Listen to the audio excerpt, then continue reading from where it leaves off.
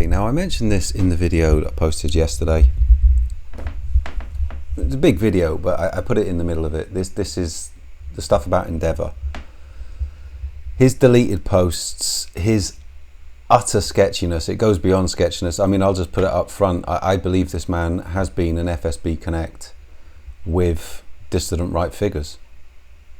That's my opinion. I don't have literal proof of that. I have some very convincing supposition. I analyse his behaviour and his activities and his output and the output of those in his little orbit. This is what it leads me to conclude. Don't have proof, but I have, as I say, what I believe anyway, to be very convincing supposition, which, you're welcome to entertain. And I'll just summarise it. The main body of that video I'll keep, so I'll be at the end here, so in case you've watched that already. But we'll just get into it, because there's a lot more deleted posts, there's a lot more sketchiness, and we can just flesh it out a little bit. So the most important thing to look at with this, the key tweet, the key deleted tweet and all, because the other deleted tweets are just him being sort of little sneaky little Zigger, which is what we know he is. Okay, so we go back to this tweet here, or this Telegram post, and this is what he deleted. This is really key. This is as close to anything as a smoking gun, because as I said, this is on message with what he's now pretending to be. I'm totally against the Russian invasion of Ukraine, guys. It's a whole rebrand where he's trying to do a big gaslighting palate cleanser, just like Morgoth's tries to do. But with this guy, he's covered his tracks in the clumsiest way, and now he just looks so fucking guilty, because there's no other reason why you would delete this. He has deleted this missive because in this he reveals that he had contact in St. Petersburg with presumably senior members of RT Germany, and they're having candid conversations about deep thematic kind of purposes of Russian propaganda. Who is this guy? This guy's just he's just like, he's in Russia, he's in St. Petersburg, he's a little nobody. This is just like I supposed. He's off with these little groups, he's trying to be a networker, he's trying to be a player. Well, you can't do that in Russia without fucking bumping into an FSB operative every fucking 5 minutes. Least of all, people who work for RT Germany. And they're basically telling you, this is what we want. So, the Cinderella story is that Endeavour is totally against the Russian invasion of Ukraine. Well, why did you delete this then? As I said, you've deleted it for the reasons I've just said. That is nailed on. There's no doubt. He slipped up and he's revealed his contacts. Because back then, this is who he is. He's an insecure guy. He wants to sound like, yeah, I'm connected. I know all this stuff. Because you're fucking, this is who these people are. They're secret kings. And so then he's looked at it again. He's thought, do you know what? Yeah, I probably shouldn't have said that. Because, as I said before, you've had the Frody, the Toady, the Zigger's beard. He's given you the stamp of approval for that. Countercurrents have approved you for that. Hey, he's a pro-Ukraine guy. These are the pro-Ukraine, quote unquote, controlled opposition within the little Zigger orbit. So they're patting you on the back for this, but you fucking deleted it. And the reason you deleted it is because that's exactly what you did. And we've got another couple of tweets or Telegram posts that you deleted, where you do exactly what the man in St. Petersburg who worked for RT Germany told you was the purpose of the outlet. The goal is to create paranoid conspirators who are distrustful of Western institutions, but don't have any coherent worldview of their own. I once met a guy in St. Petersburg, blah, blah, blah, and he told me that this was the purpose of the outlet. Right, okay. But that's what you did. It is exactly what you did with your frame-holding Russian propagandizing. The little left-hand path, fake neutral, embedding pro-Russian narratives into the Western discourse. It's exactly what you did. We've got this one here, which you deleted. And you're talking about Occupy Wall Street, and you're saying Occupy Wall Street didn't cause the elites to push wokeness, which is a sort of broader theory that people talk about. And in this, Andy says, no, it's a pretty bad take, blah, blah, blah. And he says that, no, they didn't push this because they don't care about people protesting. It's more likely that the elites began to ramp up wokeism in 2014 because they are racing to accomplish their goals by 2030, just like they've been doing. It's a more American. It's more likely that the elites began to ramp up wokeism in 2014 because they are racing to accomplish their goals by 2030, just like what they've done in the last few years with COVID, Ukraine, and the climate agenda. So here you are, you're doing, this is exactly what you did throughout. It's what Morgoth did. It's the current thing. It's the labeling. It's Ukraine is like next to everything that everyone in the dissident right hates. It is the outgroup labeling. This, you wrote this on the 1st of January, or the 4th of January, I presume. Maybe it's the other way around. Maybe this is American dates, whatever. You wrote it in 2023, so basically a year after the war. It's like the invasion of Ukraine is just like COVID and the climate agenda. This was the whole sort of meta narrative that was pushed via that orbit, and that is exactly what the guy from St. Petersburg told you he wanted.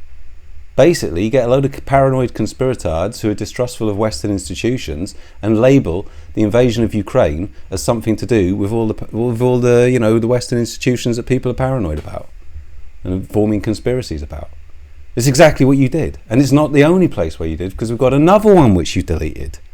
All these posts you delete because you're guilty, because in themselves there's nothing in these posts that you've made here which would make you think, oh God, yeah, I shouldn't have said that because people God, whatever. Your door's not going to come through, is it? Well, yours probably should, but not for that tweet alone, is it? Do you know what I mean? Why have you deleted it? It's incongruence. If you're Thomas77 and you're making posts like that, I don't even think he did delete it. I think his Telegram got deleted. But whatever, if he was making the sort of posts that he was making and they got deleted, well, he wouldn't, because whatever he is, I don't know. But if you're making murderous statements, well, possibly. But what are you deleting? Because we've got the next one here.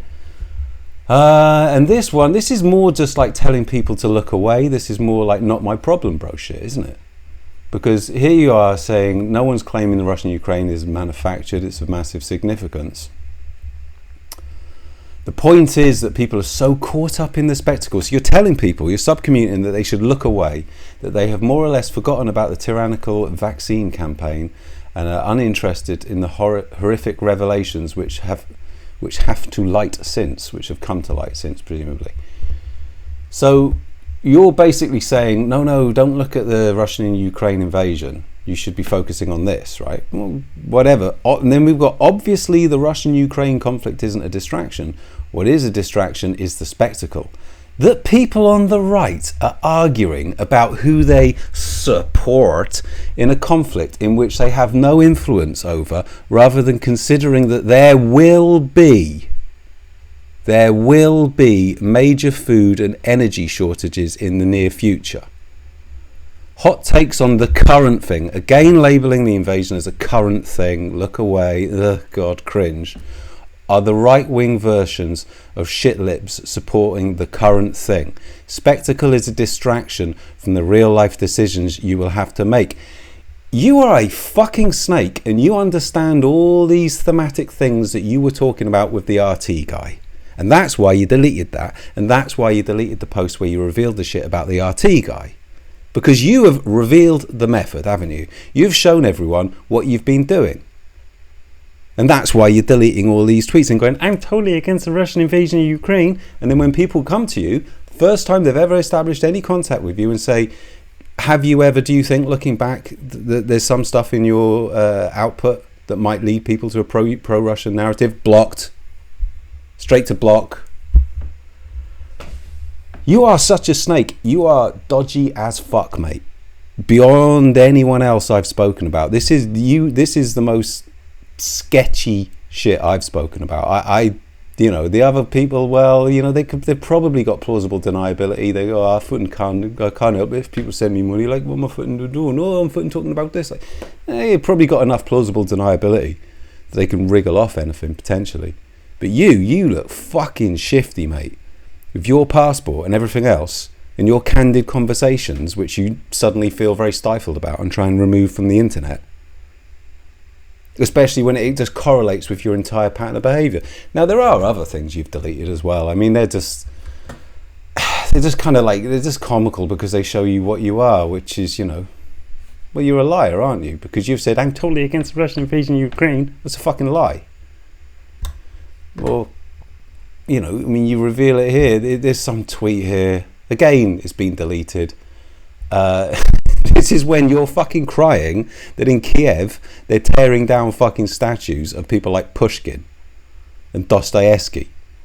Would you really fucking think you live in a fucking city and there's bombs falling out the fucking sky every other fucking day on that city, and there's war crimes have been committed literally in the fucking, you know, 20 miles away from the edge of the city? People being rounded up, put in the fucking ditches and shot in the fucking head, which you will never talk about, which you ran narrative cover for, which is all detailed in the later thing, because, you know, it's exactly what you did, isn't it? Just like the guy in St. Petersburg told you to. Just like comes up on ChatGPT when you say, what would a Russian amplifier talk about in the wake of Bucha? Well, number two, maybe they'd talk about stuff like Wag the Dog, just like you did. Because this is all part of the fire herd of falsehood, which is basically what that RT guy was alluding to.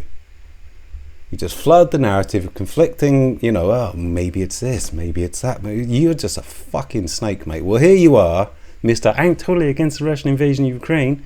And here you are kvetching, goodbye Dostoevsky, hello Warhol.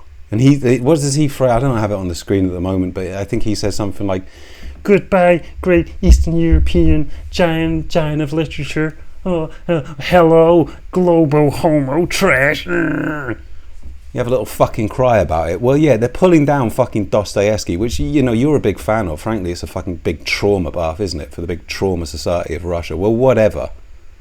They're pulling down his statue because people don't want to walk around a city and look at fucking Russians in statues, funnily enough, with all the things that's going on.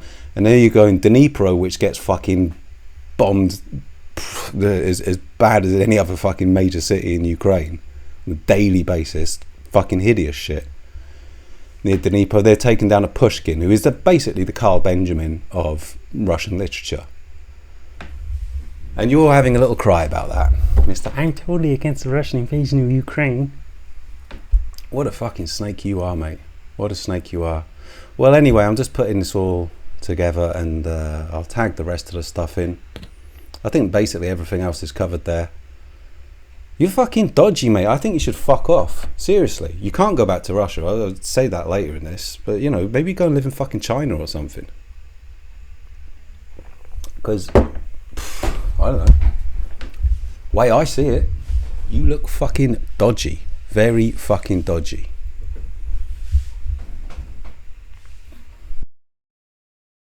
And I'm just going to tag in the full Endeavour bit from the video yesterday, but just in case people won't listen to it, because maybe they listened to it before, it is really key to focus on the whole thing about the group chat as well. He is the admin of a group chat which is full of these kind of like Zigger influencers of the dissident right, including this particular woman, Lauren Witzke. And she's just like this MAGA QAnon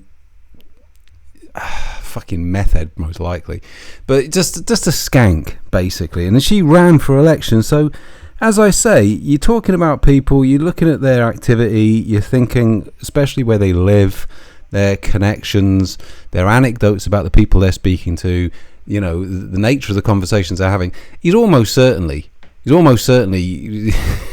will be around FSB people, whether he knows it or not. And quite possibly, I believe, he will be knowingly doing this, and he will be dishing out the Monero accounts or whatever else.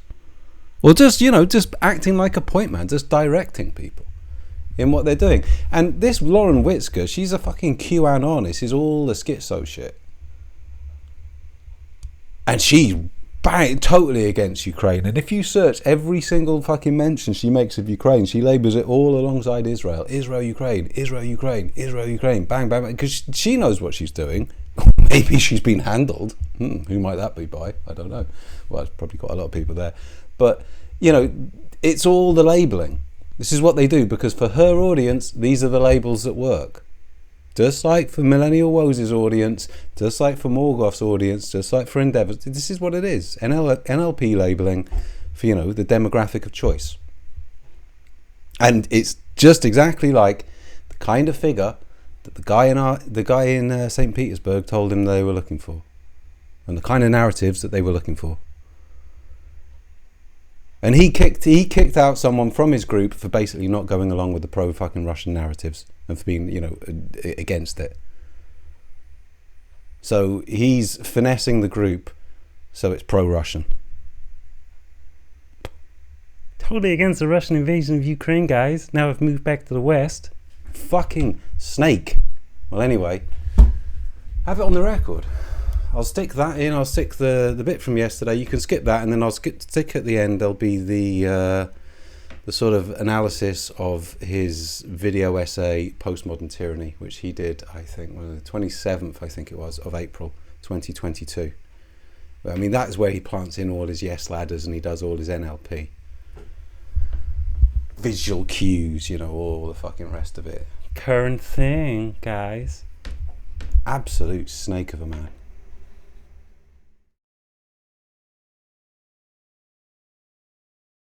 Some proof, because it did transpire that he didn't actually delete the one about what was it? If you spell Kiev with Kiev, you're gay. He didn't actually delete that, it transpired. It just wasn't coming up in the search because I think he put quotation marks on it.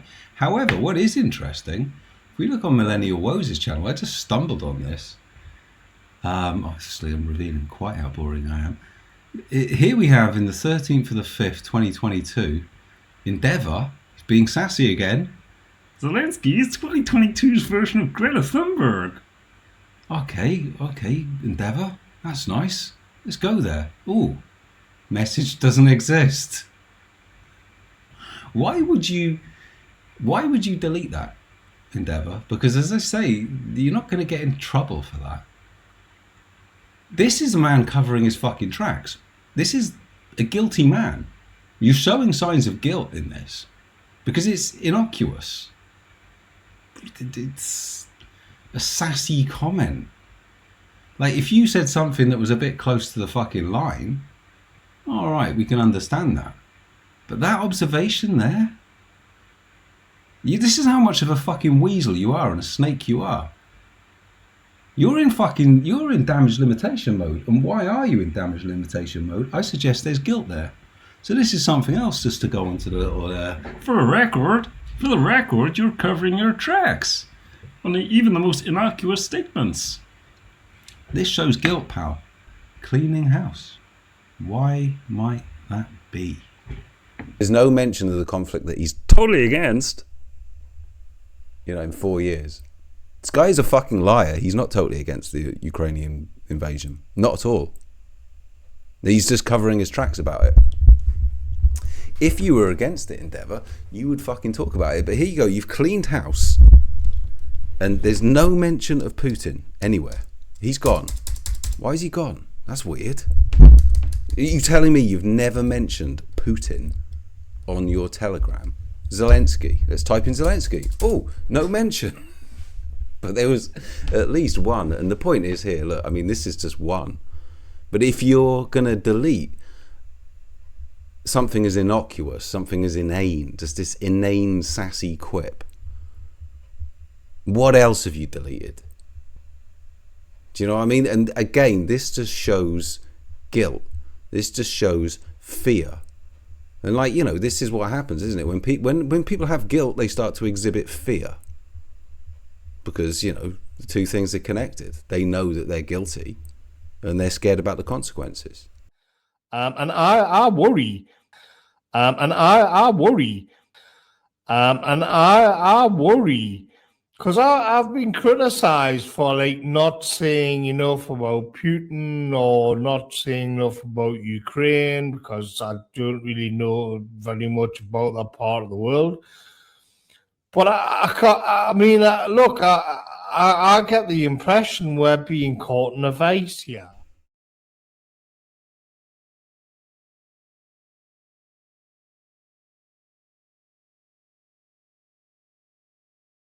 The $30 a month. It's got one subscriber that pays this, and for this says, suggest a movie or pop cultural event which I could dissect, and I'll seriously consider doing a video or blog post on it.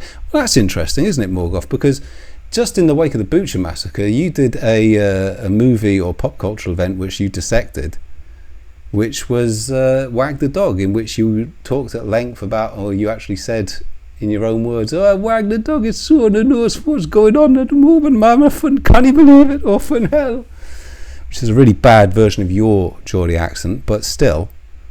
But we are that like this. Oh, well, all right. Let's just jump in because obviously the current events and the movie that we're going to look at today, it is Wag the Dog, and I think on normally what we do is like sort of outline the plot on a film, but then kind of wander off on a tangent. And on this one, like, it's so on the nose, and we can get into that later. But I think it's worth kind of going through the plot in more kind of like more closely than what we would usually do. Would you agree, Endeavour? Because it's really just basically what's going on in the world. It's so unbelievable that it's so on the nose. I can't believe it. It's so unbelievable that it's so on the nose. I can't believe it. It's so unbelievable that it's so on the nose. I can't believe it. And now there is an additional point here which has come to light fairly recently, and this is regarding Endeavour. Now, I have talked about Endeavour before. I have talked about my suspicions regarding Endeavour before. They're quite dense videos, but you basically, if you can be bothered, you can watch those videos. And just to summarise, I suspect that he is a point man, and he has been a point man in this little fake neutral dissident right little orbit. Because, as I've said before in other videos, his Russian frame holding is bang on for Morgoth. They are like Tweedledum and Tweedledee. They're little pals. He goes and visits him multiple times. He's visited him. This is where Morgoth's gone, "Oh, maybe I'll go and live in Russia." And he's speculated about moving to Russia. And there's nothing new to him. He's neutral, by the way. Never expressed an opinion on the war. But they echo each other constantly. I've also speculated that my read of Endeavour's character is that he's a little neckbeard. He's not a particularly socially successful individual. I've heard other things that intimate that from other people. I'm not going to get into the details, but yeah, I've had that backed up for what it's worth. And he's gone out to St. Petersburg. He lived there for about 4 years, as I understand, maybe 5. And he's just a little political neckbeard. He's probably gone to these kind of meet-up groups. Hey, yeah, let's talk about nationalism. And he's the guy with 29,000 subscribers. That's quite a good little bit of, real estate when you look at who those subscribers are. So if he's gone to these political groups, either he's been approached and he's on board with it, which is possible, or he will have been handled. Because if you go to any of these kind of like nationalist adjacent political forums in fucking Russia, there will be an FSB handler in the background because they're fucking everywhere, and especially in a group like that. And then you've got this Western guy who, of course, will be having a drink afterwards and going, "Hey guys, yeah, I know all these guys in the West and they're not happy with the situation too. Yeah, and I've got 29,000. I stream every month with this guy Morgoth and he's whatever." Now, what is interesting with Endeavour, because I've said all that before, is he the potential point man? Now, you see, subsequent to leaving Russia, he's desperate to whitewash all his Russian propagandizing and present himself as being totally against the Russian invasion of Ukraine, guys. I've been totally against it. I'm totally against it. Guys, please believe me. And doing this desperate attempt, which involves deleting old posts. I've pointed this out before. He was approached before on Twitter by an individual who asked him, has anything, now you're saying you're totally against the Russian invasion of Ukraine. I mean, do you look back on any of your material and think, do you know what, maybe I was leaning one way or the other, maybe this might have led people to a pro-Russian point of view? And he was blocked. Straight away, boof, blocked, no response. These are guilt tells. Morgoth's got the guilt tells. Morgoth worries, all the rest of it. But what's interesting here is we've got this post which Endeavour wrote on the 6th of the 9th, 2024. Now this is bang on message. This is on message with the "hey guys, I'm against it."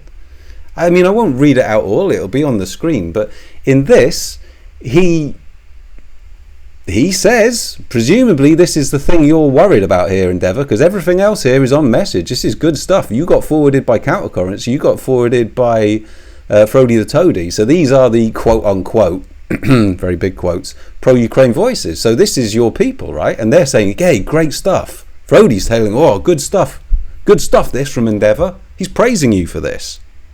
Pro-Ukraine Frody, right? Why have you deleted it? Because I believe in this you slip up and you say, I once met a guy in St. Petersburg who worked for RT Germany, and he basically admitted to me this is the purpose of the outlet. So okay, you're having candid conversations in St. Petersburg with people who work for RT, and they are discussing to you the sort of thematic propaganda that they're looking for. And this is what he's talking about. It's so unbelievable that it's so on the nose. I can't believe it. It's so unbelievable that it's so on the nose. I can't believe it. It's so unbelievable that it's so on the nose. I can't believe it. And this is what he's talking about. Paranoid. We're basically trying to make people paranoid conspiratards who are distrustful of Western institutions. That's what you fucking did, mate. That is what you did in that stream. That's what you did in that postmodern tyranny. And that's presumably why you blocked me, because I was on your trail. And this is a major, major guilt tell. And I'll put it on the screen because you click that message there. Oh, let's have a look. Let's go and have a look. Comment deleted. Message doesn't exist. It's just guilt tell after guilt tell after guilt tell, isn't it, with you, Endeavour? It always has been. It's just exactly the same with Morgoth. Morgoth worries. And when does he say he worries? 2 minutes after visiting the Zigger's beard. And he tries to gaslight everyone, and he tries to lie, and he tries to rebrand from all the propaganda he did. Just like you've done.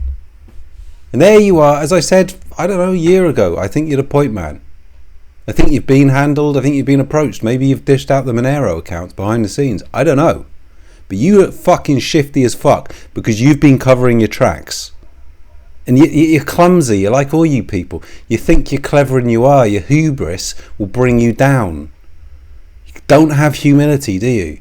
You think you're clever. You think you're secret kings, the fucking lot of you. And you've tried to play this little game, and now you look shifty as fuck.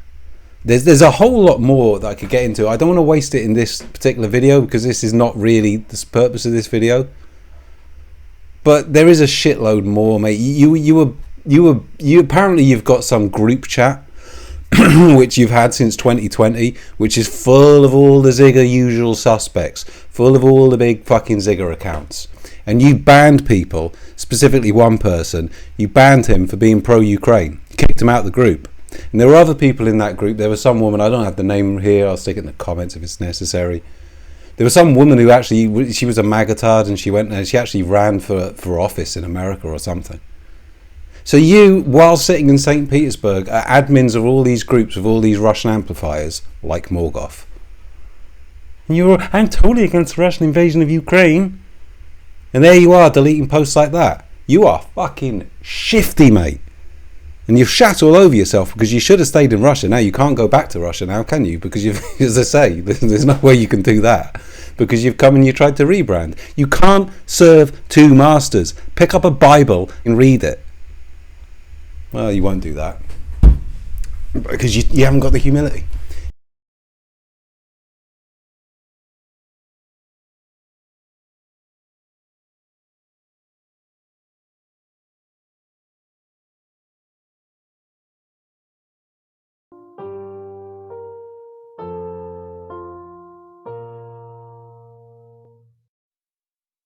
Hello, Endeavour here.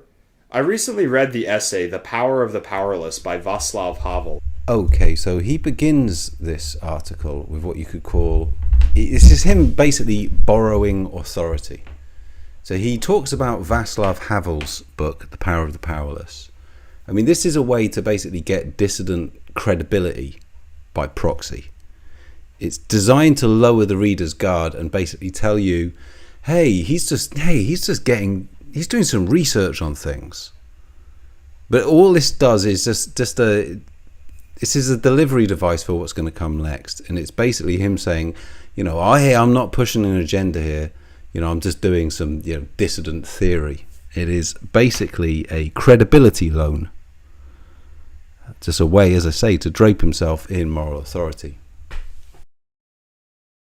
In 1978, he was a political dissident in communist Czechoslovakia who would go on to become the first president of Czechoslovakia, and later the Czech Republic following the fall of communism in 1989. The essay is about what can be done by an ordinary citizen in resistance to what Havel called a post-totalitarian system. He described Czechoslovakia in the 1970s as post-totalitarian because it was no longer a classical dictatorship like the Stalinist Soviet Union, where dissenters were regularly thrown into a gulag or put up against a wall and shot. Instead, it relied on a network of institutions loyal to the communist ideology of the regime, creating an atmosphere of fear, repression, and self-censorship which traps the individual inside the system. Havel famously uses the example of a greengrocer who puts up a sign in his store window which reads, "Workers of the world unite," the rallying cry written by Karl Marx and Friedrich Engels at the end of the Communist Manifesto. The act of placing the sign in his window is not a vow of genuine belief in communism on the part of the greengrocer, but a display of his submission to the regime. No one who walks by will notice the "Workers of the world unite" sign. It's practically elevator music to anyone living in Czechoslovakia. But by not displaying the sign, he might out himself as a troublemaker, as someone who is not compliant with the system, thus bringing the pressure of the regime down upon him. What's hilarious, and I've only just realised this on listening back, everything he's critiquing here, he's now doing, because he's moved back to Canada, and now, for a record, I'm totally against the Russian invasion of Ukraine. Which of course he isn't, because he's never talked about any of the war crimes, and he's never talked about any of the terrible things that Russia is doing to the Ukrainian people in 4 years. And he's done propaganda for Russia in this and in multiple other cases, such as Wag the Dog. He's best pals with Morgan, all this, he's in this little unit. But here he is, yielding in his frame to the evil globalist agenda. So this guy is so weak. He's so spineless. He's such a cuck by his own admission. So a bit of an interjection there, but it needs to be said. What a cuck. He displays the sign as his way of saying he is compliant, and in doing so, he's living within the lie of the communist system. He might not actually believe in the principles found in the Communist Manifesto, but he will pay lip service to them because the system based on them has power over him. The sign signals to others that they must do the same in order to not out themselves as wrong thinkers. Someone who likewise doesn't actually care too much about the workers of the world uniting might decide to display the sign, lest the greengrocer, who gives the outward appearance of supporting the system, but inwardly might not, would identify this other citizen as a dissident. Havel stated that the power of the powerless lies in their ability to live within the truth, to not go along with the lies which the system uses to keep the population under control. He wrote that power is not something that can be done away with. It's relational and ultimately relies on the population's willingness to submit to it. By taking down the sign which reads "Workers of the World Unite," the greengrocer will have begun to live in the truth. He is no longer displaying his submission to the regime. In his mind, it no longer has the same amount of power over him. Others might notice that he has taken down the sign and either take it down if they are displaying it themselves or be more skeptical whenever they see it. They too will have started to live in the truth. Havel writes that from this point, communities can be formed which live in the truth. This is the process through which the illusion which the post-totalitarian system uses to control the population begins to wane. So what you're going to get now for the next 2 minutes is basically priming. This is what you call a yes ladder, where he basically sets the stage, he embeds the narratives. And it's everything that his audience disdain, it's everything that no one wants to associate with in the dissident right. And this is building up to then dropping in the defense of Ukraine. So, I mean, I'll put some text on the screen and you can listen along.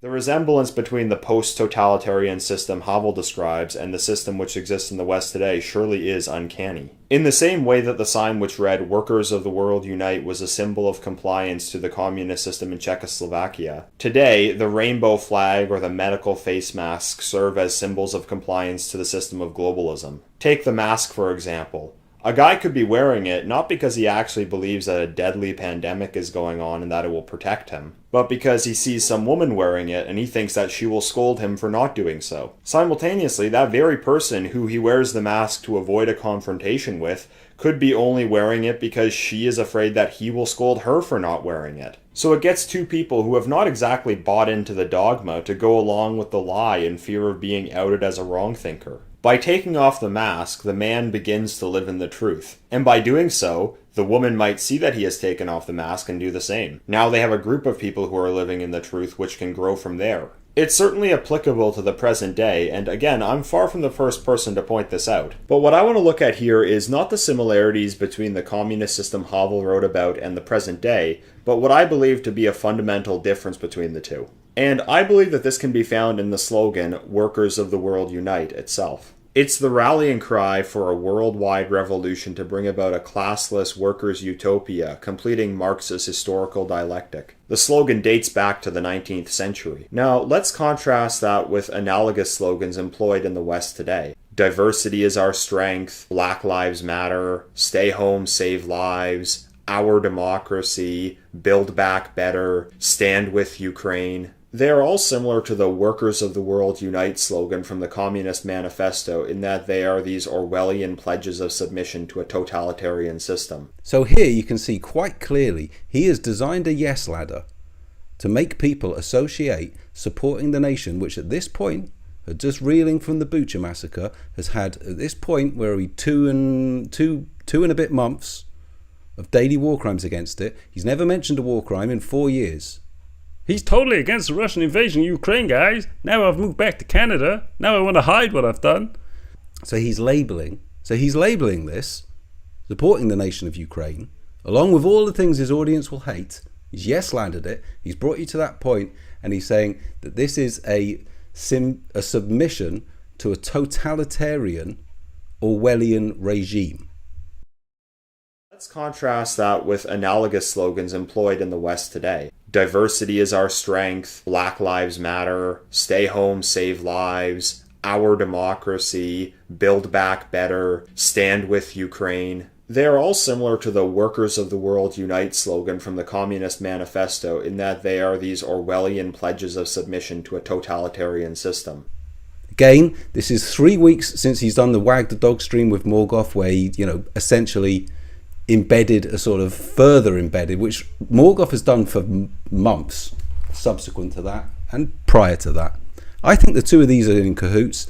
I think they're funded. I'll continue.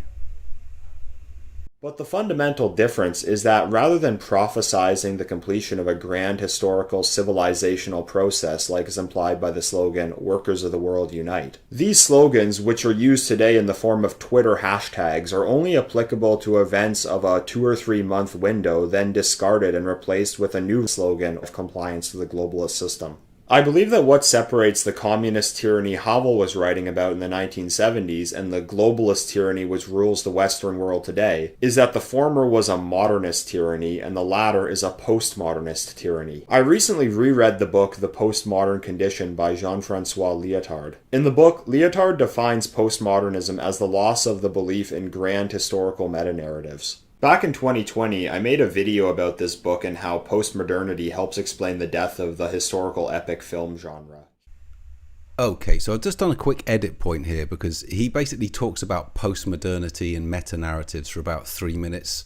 And basically this is just to prime you what comes next. And he basically says, Christianity was a meta-narrative and this was a meta-narrative. But now today we're doing these like 2 to 3 month narratives. So I've edited out approximately 2.5 minutes of dialogue, just to be clear. Today, in postmodernity, we no longer believe in such grand historical narratives. We no longer believe in things like God, the nation, the West, the proletariat, or the bourgeoisie. So how does the current system of globalist tyranny legitimize itself, since power is legitimized through narratives? It seems to me that rather than one overarching societal narrative through which people understand the world, the West is directed by a series of mini-narratives which change from one month to the next on the whims of political power. Let's just look at how radically the various narratives have changed over the last 2 years. At the beginning of 2020, you were supposed to believe that there was this deadly pandemic going around and that it's your civic duty to stay in your home watching Netflix 24/7 and to wear a mask everywhere. In the middle of 2020, you were supposed to believe that the Western world, the United States in particular, was an oppressive white supremacist society, and that it was your moral imperative to tear everything perceived to be white down, especially the institution of law enforcement. Canada went through something similar in summer 2021 with the mass graves hoax. In late 2020 and early 2021, in the United States, you were supposed to believe that America was this great democracy whose democratic ideals were under attack by Donald Trump and his right-wing extremist followers. The institution of the police, who were only months ago condemned as defenders of white supremacy, after January 6, 2021, were hailed as these brave defenders of democracy. In Canada, you were supposed to believe the same thing about the truckers' protests in early 2022. Then, for the rest of 2021, the pandemic narrative was brought back into the forefront, and you were supposed to believe that it was now your civic duty to take a certain medication, all in the name of saving lives. Anyone who didn't take this medication was to be cast out of society. They weren't to be allowed to have a job or go to a restaurant or a retail store or even receive medical attention if needed. They were the moral outgroup for whom no sympathy or mercy was to be shown. Now in 2022, you're supposed to believe that Russia is a threat to democracy and that paying ridiculously high food and gas prices caused by the policies of Western governments is your way of supporting Ukraine.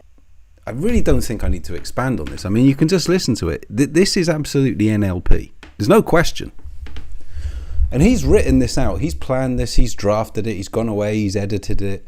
There's a few times here he drops in. You can tell he's done some audio edits and stuff like this. Not necessary to this piece specifically, to be clear. But, you know, throughout this piece, he's produced this with a view to embedding negative responses in his listenership to the support of Ukraine. There's absolutely no debate to be had, and I mean, if anyone can listen back to this and tell me otherwise, just by all means knock yourself out. But you know, it won't work, because this is just clear, blatant NLP. So, like pretty much everyone else in the Dissident right, like his pal Morgoth, they both do the fake neutral thing. Well, now this guy's totally against it, but you know, this is all like, I'm not really interested. I'm not pro-Russian. Meanwhile, just embedding all this like NLP, just like Morgoth did his NLP drops about the whole cold winter and all the rest of it. It's the same techniques. I'm noticing a pattern, which is why I'm starting to speculate, you know, regarding, you know, potential for some sort of connect there. That's all it is. It's just speculation. I can't know, but when you notice these patterns, I think these things are fair to speculate over. And really, just to highlight the NLP that he's actually doing here, I mean, this is what you would call a resentment transfer. You don't need to make it. You're already saying that your way of feeling all this, you know, economic pain. So this is happening now. I mean, you know, and this is purely, he's tying that into the defense of Ukraine. So everyone who's listening to that is feeling some degree of economic pain. And, you know, the war in Ukraine, the invasion of Ukraine did cause inflation in the West. There's no argument to that. But he just, no, you should just cuck. You should just let them have it because now inflation's gone up. Like, and this is your way of showing solidarity to Ukraine. I mean, again, I don't feel I need to expand on this because it's so transparent. You know, it's embedded, it's by association. You don't even need to justify it. It's just like, yes, wait a minute, I am suffering because of Ukraine. So again, this is all in the wake of war crimes, which he will never mention in 4 years, like the rest of them. It really is disgusting stuff. And for him to come out at the end and try and pretend that I'm totally against it, you're a fucking liar, mate, and we can all see that. And once again, I gave him the opportunity. Gave him the opportunity. I gave him a right to respond. I said to him, I'll put it on the screen. You know, do you look back at some of your old content and see that quite possibly you might have been embedding pro-Russian narratives? And what did he do? He fucking blocked me. He blocked me for this. So I gave him the opportunity. If he had have replied to that and said, do you know what? Yeah, I got caught up in it and I was being a bit of an inverse NPC and like I was affected by the propaganda at the time and now I've gone away and reflected it. And well, maybe you need to show contrition. You need to show humility. He just fucking blocks it. So in that, he's revealed everything again. It's like with Morgoth. Like Morgoth, the only fucking way out for Morgoth, as far as I'm concerned, is for him to come clean and to admit what he's been doing, which is embedding anti-Ukrainian sentiment from a fake neutral stance. If he admits that, fair enough, mate. That is your path to contrition. And it involves humility. And I think you should fucking blow the whistle on a lot of other shit that's gone in DR regarding Russian funding as well. That's just my personal feeling on all these people, because I think they are guilty. But in this instance here, I gave this guy an opportunity. Get up ahead of this. What do you think? Have you done this? On reflection, have you done this? Blocked. So again, you can see them for what they are.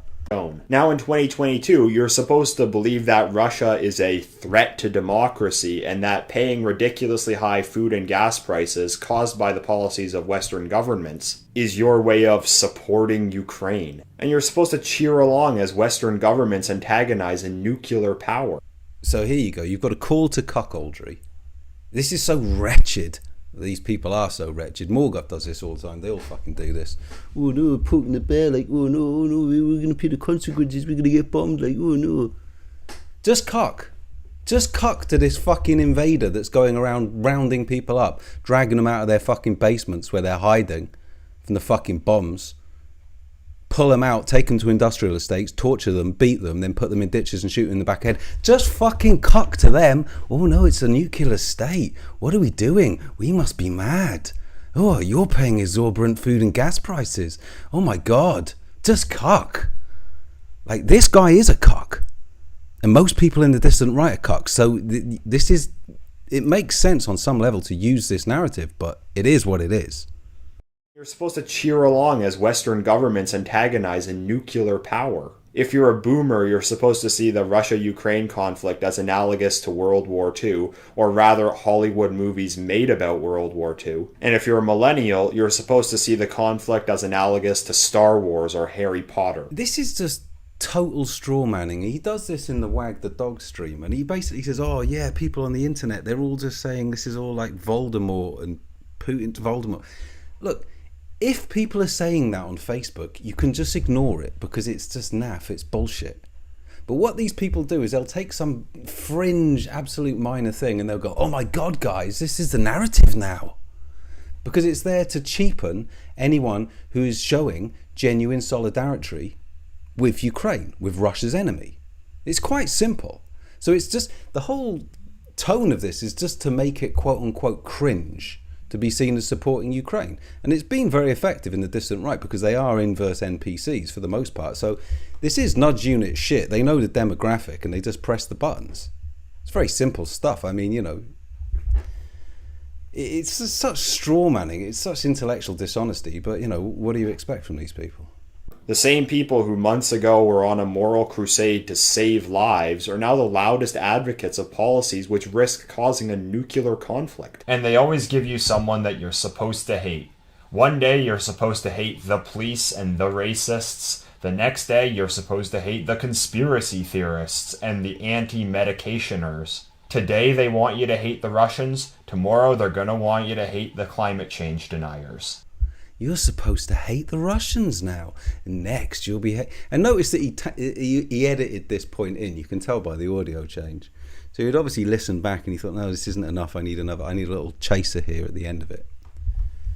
So he added in, you know, the extra stuff about the nuclear power.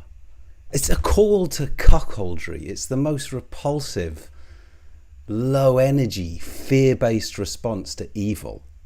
Oh, no. Oh, don't do anything. Oh, look the other way. Fucking disgusting. Disgusting.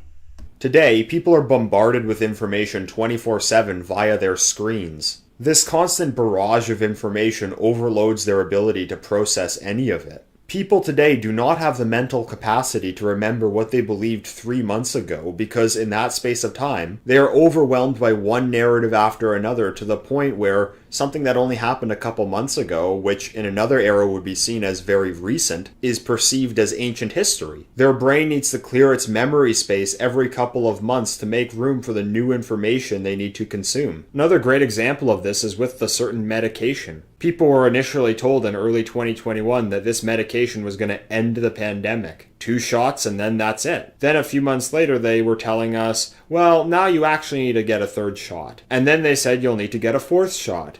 And then they said you'll probably need one every few months. People had completely forgotten the original promise because the media information narrative machine had flooded their minds so much over that time that it was just lost in a big sea of information. And in spring 2022, when the negative side effects of this medication are being revealed, the public is now captivated by new narratives about the conflict in Ukraine, and they're no longer interested in this news. There were even a lot of people on the dissident right swept up in this. They proclaimed that the pandemic was over and done with when the news shifted away, seemingly forgetting all the horrible things which were done over the last 2 years and the collateral damage which will be with us for years to come. This really is how this postmodern tyrannical system is able to get away with the most blatant of lies. The narratives in the public consciousness move so quickly that any inconvenient contradictions which emerge will be lost in the news cycle in a matter of days. So in that respect, the truth simply doesn't matter anymore. So here he's just doing the frame that to be invested, to care, to give a shit about what's going on in occupied Ukraine is to be a dupe. And you're missing it, you're missing the distraction. I mean, it's pretty clear, I mean, they've all done this, but you know, it is repulsive when you look at the actual conditions, especially during this time. He's never mentioned Bucha in 4 years. He's totally against it though, yeah. He's totally during this against it. Moving on from that, he says that the truth doesn't matter anymore. So okay, so what is the truth here? Because if you're just saying, oh well, this is all, well, it's all lies if it's not the truth. So what is the truth pertaining to the Russian invasion of Ukraine, which now you're claiming to have always been against, or to be totally against? So this is kind of instilling nihilism. It's just like, it's a bit like those hardcore conspiracy theorists that nothing's real. You know, just don't pay any attention. Don't access data from the world around you because it's all meta-narratives, and if you do that, you're a dupe. You know, this really is to instill stasis, nihilism, fear, cuckoldry, self-interest. Oh no, you're paying exorbitant gas prices, and is this your way of standing with Ukraine? It's all so loaded. It's all so plain sight, but yeah, we'll continue. You'd think that today, in an era when the public has an unprecedented access to information, it would be more difficult for a regime to get away with such obvious lies. But that has not been the case, because the endless bombardment of false information is able to drown out the truth. Going back to Václav Havel's essay, The Power of the Powerless, the regime which he was opposing in the 1970s in the old Eastern Bloc was a modernist tyranny. The process of passive resistance which he described was to chip away at the grand meta-narrative that the communist system was based on. Again, I do think that many of the tactics which he recommended are useful today, but the problem is that the system today is no longer based on one overarching historical meta-narrative, but many different mini-narratives which fluctuate in their preeminence in the public consciousness. When one of their mini-narratives begins to fall apart, they can just take it out of focus and replace it with another mini-narrative, and the public seems to fall in line again every time. This happened with the pandemic. Once enough discontent was built up in a sizable proportion of the population, they just dropped that narrative and replaced it with the narrative surrounding the Ukraine conflict. So again, this is so transparent. It's like, he's basically saying that anyone caring for Ukraine is just a fool and is being tricked into stopping caring about COVID. Like, why are these two things mutually exclusive? But of course, for them, this is just an NLP labeling device. You have to realize that. You have to see things as they are, right? this just kind of, it's the current thing. Stop caring. It's all these things you hate. It's just the next thing that you hate from all this list, which I've primed you for 2 or 3 times with yes ladders. But like, there's never, ever any agency. There's never any reason. Like, Russia's gone in. Like, no, Russia invaded Ukraine. It's just their narrative for the Ukraine conflict. Again, the language is key. The Ukraine conflict. This is the 27th of April. What is that? I don't know, 7 weeks? Something like that since the invasion? 8, 9 weeks, whatever it is. It's an invasion. It's a hard invasion with tanks, with war crimes, with cluster bombs, with residential zones, all the rest of it. But it's just a conflict. And the conflict's, there's no agency to a conflict. It's just, it's just there. It's so cynical. It's so cynical. But anyway, we'll continue.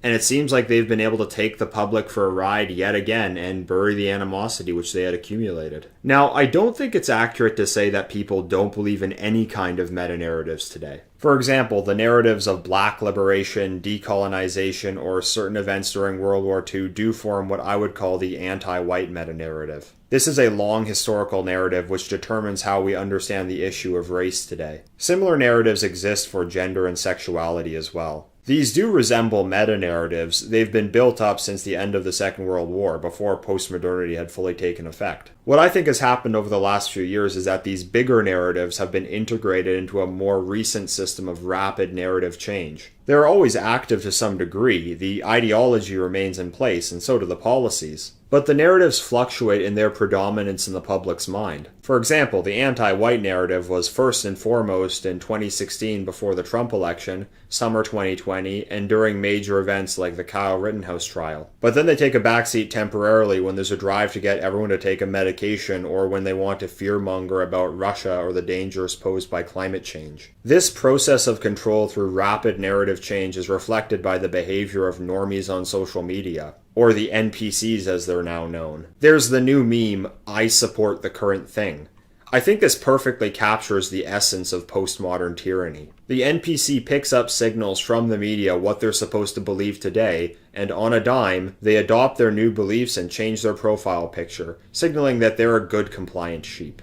And consider the symbolism of this. A profile picture is someone's avatar in the digital space which they're increasingly spending their lives. They add an overlay to the avatar, signaling that supporting the current thing is temporarily an integral part of their identity. And the purpose that was served by slogans like "Workers of the world unite in the 20th century" is now served by Twitter hashtags. They are a rallying cry in support of the current thing, which will soon be replaced by a new current thing. The strength of this postmodern system of tyranny is that it's able to keep the public in a constant state of fear and hysteria. It allows the elites to make enormous advances in a short period of time to implement agendas which only a few years earlier would have been unthinkable. Just imagine if you had told people in 2019 that in the near future they will have to show a QR code to go to a shopping mall. No one would have accepted that, but yet 3 years later, here we are. It's a major change from the method of subversion which took place in the decades following World War II. In those years, those who were hostile to the West slowly took over the culture by incrementally changing the psychology of the public, through gradually changing the messages they were receiving through media and education. In military terms, those who wished to destroy our civilization in the post-war era waged a cultural war of attrition, while today those in power are launching a blitzkrieg. Another strength of postmodern tyranny is its unparalleled ability to deceive the public. It's extremely difficult to even understand this system because it's not clear what it is exactly. In the 20th century, there were several different kinds of regimes, such as liberal, communist, fascist. Back then, it was at least clear what liberalism, communism, and fascism were. You could say you support one of them or oppose the others, but at least it was understood what those terms meant. Going back to Havel's essay, in the Eastern Bloc, people understood that the system was communist and that dissidents were opposed to communism. And I know some Marxist idiot on the internet will say, well, Stalinism wasn't real communism, Trotskyism is real communism. But let's cut that crap. We know what communism was. The Eastern Bloc was communist. We understand that. But that's something we can't even manage today. On paper, Western countries are liberal democracies. The United States is technically under the same constitution that it was in the 18th century. But in reality, it's undergone a greater transition as a society in the last 2 or 3 decades than Russia went through during the Bolshevik Revolution.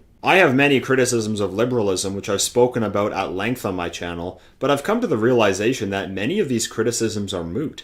The system is no longer liberal democracy. It's just continuing to wear the former liberal democratic system as a skin. It's something else. If I had to put a label on it, I'd call it technocratic intersectional anarcho-tyranny. If I had to put a label on it, I'd call it technocratic intersectional anarcho-tyranny. Technocratic intersectional anarcho-tyranny.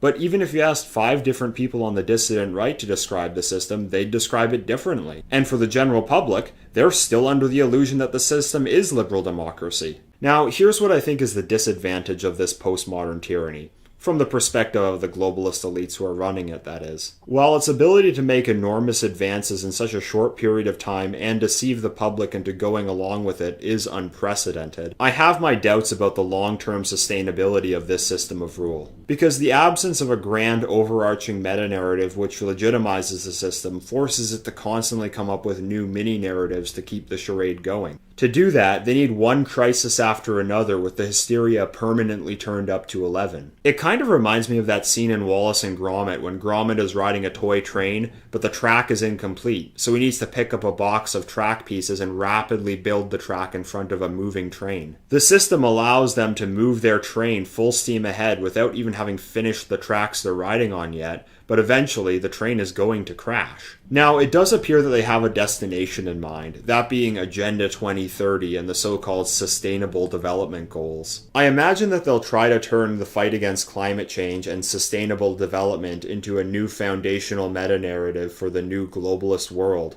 And that this postmodern blitzkrieg of one phony manufactured crisis after another is just meant to get us to 2030. In theory, that would make their new system post-2030 more sustainable. But I have my doubts that they'll be able to do that because they aren't being honest about their intentions. I have my doubts that they'll be able to do that because they aren't being honest about their intentions. They need these fake crises to deceive the public in order to get them from one phase to the next. They're trying to implement Agenda 2030 by sneaking it in through the back door. If they were confident that they could create a new meta-narrative through which people would understand the world, why can't they just come out and be honest about what they're trying to implement, if the goal is to get people to sincerely believe in it? Also, why the year 2030? I know that this is the year which the UN set as the target for achieving the so-called Sustainable Development Goals, but why does it have to be 2030? Does it really need to be this rapid?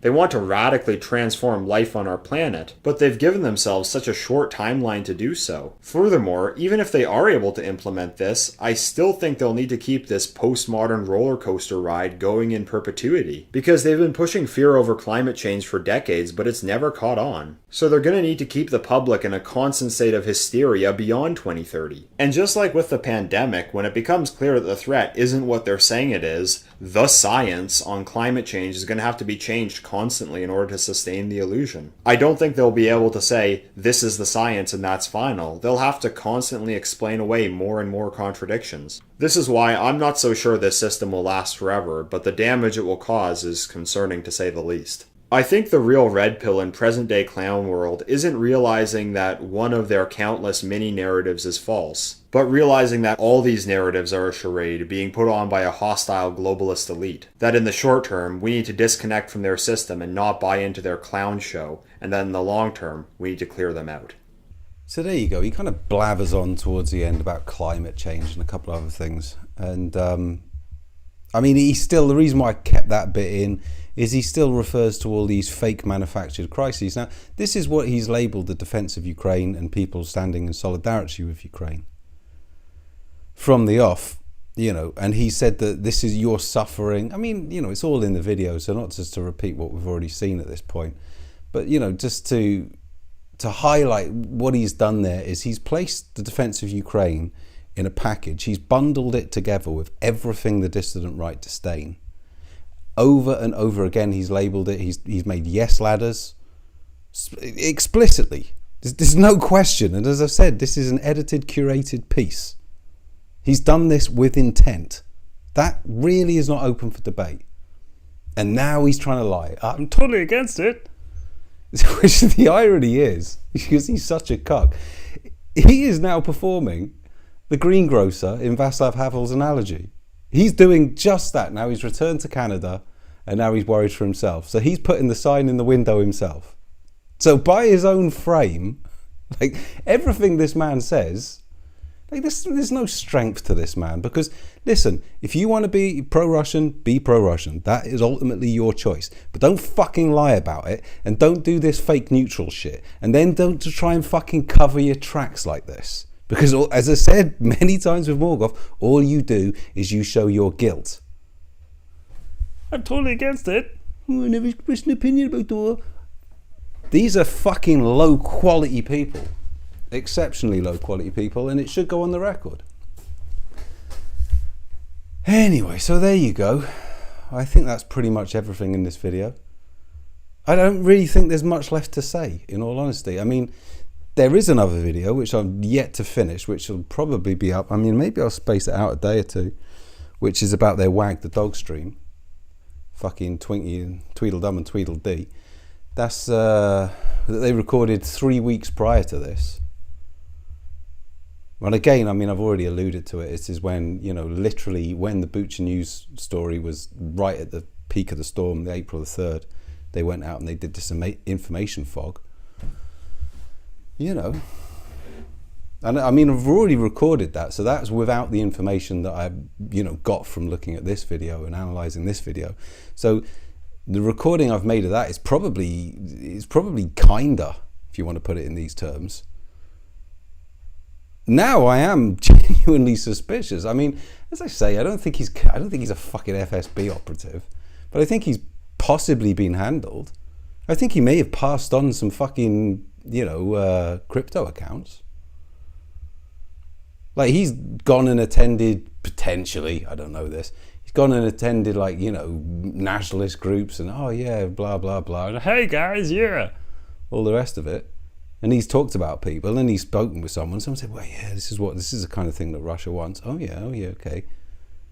And maybe he's gone to Morgoth and just said, look, you need to set up a Monero account. Set up a Monero account and give it to me and I'll pass it on to these guys. There you go. Possibly. Again, like, this is speculation, but when you look at their activities and you look at their deceit around it, because it's not a criminal offence to be against the defence of Ukraine. Like, you could... This is what I mean. This is why you look so fucking guilty, the pair of you. Like, David Clues is pro-Russian. How many videos has he got? I don't agree with anything he says. I think he's a fucking lol cow himself, but I'm not going to fucking waste my time on him because he will tell you that he's pro-Russian. Well, all right, mate. Fair enough. Your arguments are shit.